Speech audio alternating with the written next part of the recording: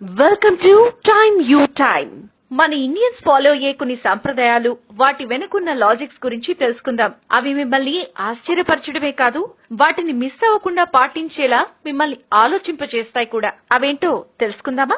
మహిళలు గాజులు ధరించే సంప్రదాయం. పూర్వకాలంలో మగవాళ్లు చాలా కష్టపడేవాళ్లు, శారీరకంగా పనులు చేసేవాళ్లు. కానీ మహిళలు ఇంటి పనికే పరిమితమయ్యేవారు. కాబట్టి మన పూర్వీకులు ఆడవాళ్ల చేతులకు గాజులు వేసుకునే సంప్రదాయాన్ని తీసుకొచ్చారు. మణికట్టుపై ఉండే గాజులు శరీరాన్ని యాక్టివేట్ చేస్తాయి. గాజులు ఒకదానికొకటి రాపిడి చేయడం వల్ల బ్లడ్ ప్రెషర్ నార్మల్ గా ఉంటుంది.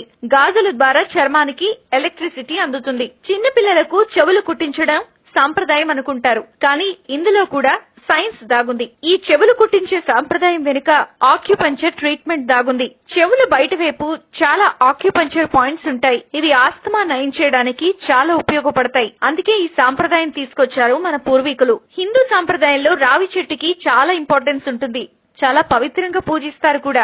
రావి చెట్టు రాత్రిపూట ఎక్కువ శాతం ఆక్సిజన్ ని ఉత్పత్తి చేస్తుంది. దీనివల్ల ఇలాంటి అరుదైన గుణం కలిగి ఉండటం వల్ల ఈ చెట్టుని పూజించడం స్వచ్ఛమైన ఆక్సిజన్ ని గ్రహించవచ్చనే ఉద్దేశంతో ఈ చెట్టుకు పూజలు చేసే సాంప్రదాయాన్ని మన పూర్వీకులు తీసుకొచ్చారు. పెళ్లైన మహిళలు మెట్టలు ధరించడం. చాలా వరకు పెళ్లైన మహిళలంతా ఈ పద్ధతిని పాటించి తీరాలి. ఈ మెట్టలను కాలి రెండో వేలికి ధరిస్తారు. ఈ వేలు గర్భాశయం, గుండెకి కనెక్ట్ అయి ఉంటుంది. ఈ మెట్టలు ధరించడం వల్ల రక్త ప్రసరణ సజావుగా జరిగి ఋతుక్రమం పద్ధతిలో ఉండేలా చేస్తుంది. వెండి మెట్టలే ధరించడం వల్ల అది సోలార్ ఎనర్జీని గ్రహించి శరీరం మొత్తానికి అందజేస్తుంది. గుడిలో గంటలు కొట్టడంలో కూడా సైన్స్ ఉంది. ఆ గంటలు కొట్టినప్పుడు ఉత్పత్తి అయ్యే శబ్దం మెదడుకి చెందిన ఎడమ, కుడివైపు భాగాలను ఉత్తేజపరుస్తుంది. ఒకసారి గంట కొడితే 7 శబ్దాలొస్తాయట.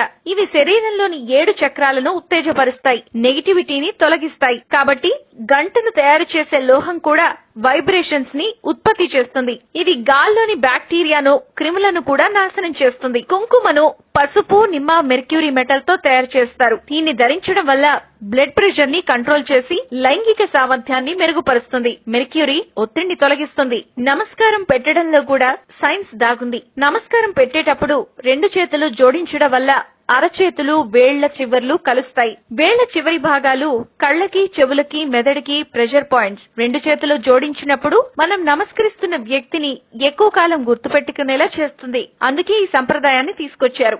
నేల మీద కూర్చుని తినటంలో కూడా ఆరోగ్య రహస్యాలు దాగి ఉన్నాయి. నేల మీద కూర్చుని తినడం వల్ల జీర్ణక్రియ సజావుగా జరుగుతుంది. శరీరానికి స్వాంతన లభిస్తుంది. If you like the video, please like us and subscribe. Time you time.